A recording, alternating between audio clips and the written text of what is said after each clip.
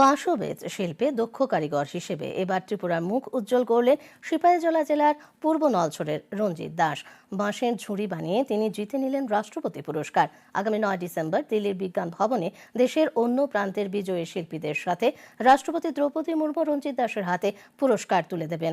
দূরদর্শনকে একান্ত সাক্ষাৎকারে নিজের এই সাফল্যের কথা তুলে ধরে রঞ্জিত দাস জানান, পিতার হাত ধরে তার এই পেশায় আগমন।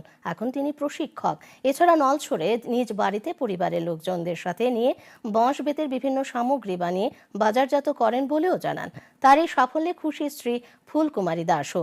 বিসিডিআই এর সহায়তায় পুরস্কার আনতে আগামীকাল দিল্লি রওনা দেবেন রঞ্জিত দাস। কাজ করতো, তারপরে কাজ করার পরে এই আস্তে আস্তে এই বেডটি উঠানো হয়েছে। তো এরপরে যাক, এরপরে টুকটাক আমি এই কাজ করা আরম্ভ করলাম। গুরু মন্টু দাস, তাই থেকে চিকন কাজটা শিখছি।